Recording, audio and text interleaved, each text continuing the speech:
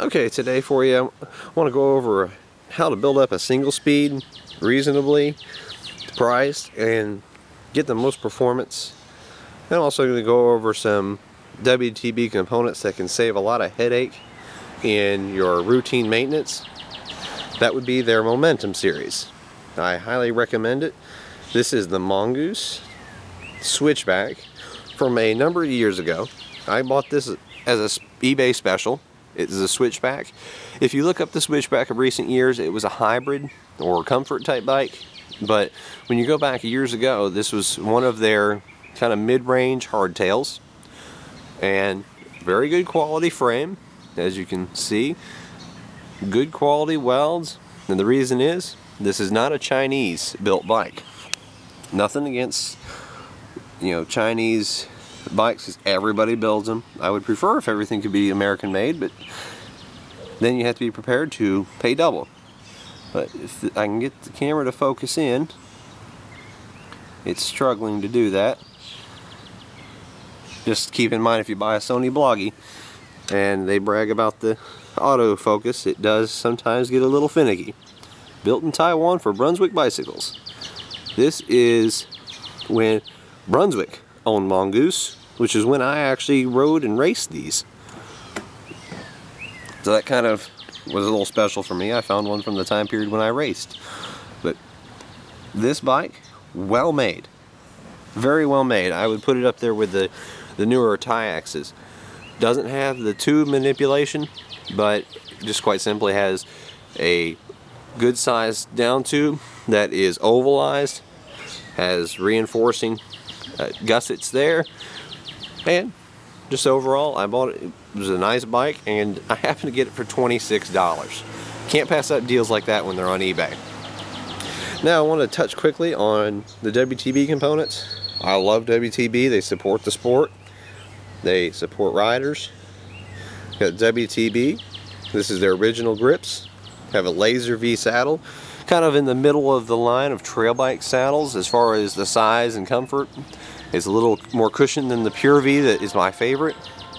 Less cushioned than the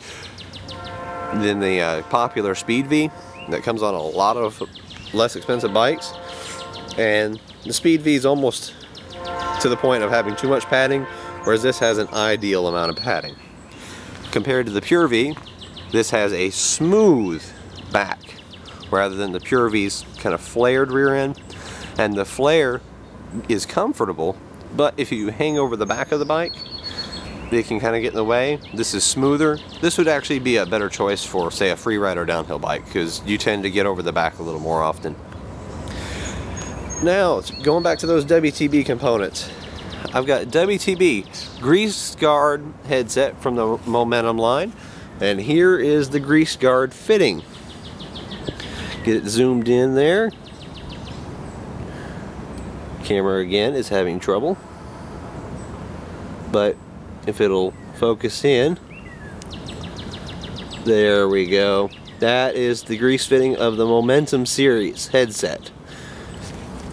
Down here, that same fitting on the pedals, that same fitting on the rear hub, and on the front hub here and here. Makes it where you can service your bearings by adding in fresh grease. The new grease pushes out the old grease, and you can wipe that up, and you can do that without having to disassemble any of those components. Makes servicing it very quick and easy, so no excuse for not maintaining your bearings. This frame, being a little bit older, from the early 2000s, didn't have disc brakes. Didn't have the mount, didn't have any kind of choice for that. Those are just simply rack mounts, and so you could mount on a rear rack if you wanted to use it as a commuter. I went with Avid single digit brakes, as you can see here. Pretty nice brakes. They have a adjuster here. Adjust your leverage ratio, which I can pull that out and you can see it. The more you turn this in, your cable holder goes in or out. The further in it goes, the more leverage you have, meaning more power, but less cable pull. Further out it goes, the more cable pull you have, but the less leverage, less power. I still have this fantastic Marzocchi Z5100 Air, and as you can see, it is a 2001 model. Proof that with routine maintenance, you can keep a quality component working for years and years and years. That is the smoothest fork I have ever used. And you'll notice a Wtb tire that you may not recognize. That is the Primal Raptor. Discontinued for many years now. I bought up a bunch of these because I love these tires. They have great traction with these crossbar style tread and big shoulder knobs. Can't find them, so I won't stay on those too long, but these are some of my favorite tires. I'm down to my last two, and that includes the one here. Favorite rear tire for speed is that Wtb Nanoraptor. I went ahead and I have a FSA V-Drive Extreme downhill crank. This is a single speed, so went with a heavy duty crank because single speed cranks take a little more abuse, so I wanted it to be reliable. That is a ISIS spline because I happen to have these cranks left over from when I was going to build up another free ride bike, and I had the MRP bash guard, so it worked perfectly for this single speed, which is a very good way to build up a bike. Try to use as many parts as you actually already have on hand. I've built up many bikes, so I end up having a lot of parts laying around in bins, so I can build up a bike without having to necessarily buy every single little component. But downhill cranks work great for single speeds. Even if I hadn't had this on hand, this is this route that I would have taken. Not necessarily saying FSA V-Drive, but I would definitely recommend going with a free ride or downhill crank on a single speed, because due to the lack of the drivetrain, the bike's already going to be light. So why not put a little extra weight where it counts? Get a reliable heavy duty bottom bracket and crank, because you're going to torque on these cranks, and these downhill cranks will not give, they won't flex. Good power transfer and very reliable long term.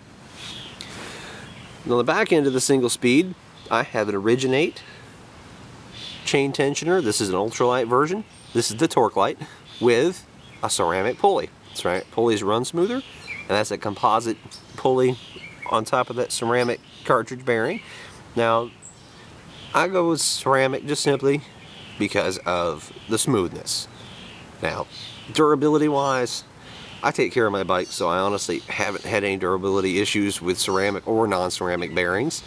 So I can't really comment on that, but I can tell you it runs much, much smoother. I would say at least twice or 3 times as smooth as a standard bearing. Also, to keep the chain tracking on, as you can see, I have these little half circular discs that take the place of 2 spacers, but as you can see, they actually go up about halfway up the chain. Don't touch the chain. There is a gap there, but these help hold the chain in place. That combined with the chain tensioner and the bash guard does help chain retention because it won't fall off to the outside. I've never lost a chain in 2 years of riding on this bike, which that is how long I've had it built up. Very nice, a lot of fun. I've had 2 single speeds now, and I can comment they will make you a better rider. Another Originate component, you can see the whole method is now I'm switching to a lot of Originate because the quality is fantastic and the price is as well. This is their Articulator Cage. What makes this special is that you can mount it up standard, so that you can have just a top loading, load your bottle in from the top, or I've got it loose for the video. You can turn it sideways, tighten it up that way you have a right-handed loading. As you can see, I'm on the right side of the bike. Turn it the other way and tighten it up, and then you have a left side load. Another reason to buy this, and the reason why I bought it, this is a super light cage. At 24 grams, this is lighter than 90% of carbon cages even. The only one cage that I found that was lighter in the JB Importers catalog was another Originate, which was a carbon cage at 20 grams. So only 4 grams lighter, and that was going to be significantly more expensive. And I like alloy cages because they're more durable than a carbon. Carbon cages, if they take a hit, especially the ultralight models, you can break a thin piece of carbon pretty easily. A thin piece of aluminum can bend and flex, and it's okay. This is a good way to build up a single speed bike. I had those cranks on hand, but searching eBay, you can get those for under $50.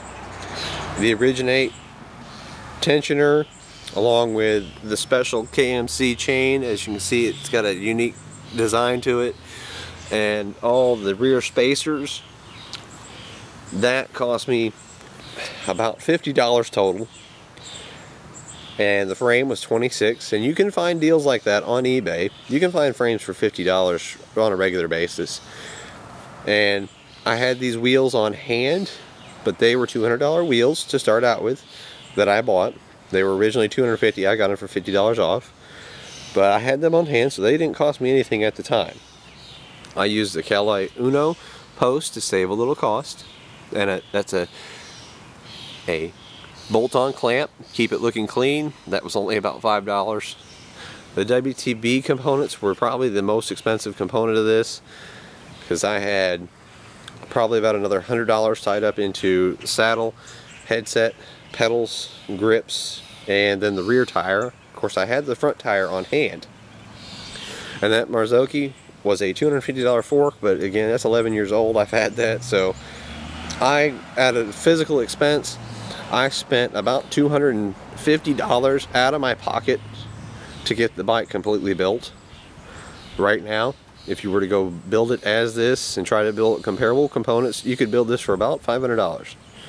But, you know, like I said, I have about $200 to $250 in this bike. So, if you have some components on hand, get them together, grab a frame on sale, and build up a single speed. It's a lot of fun.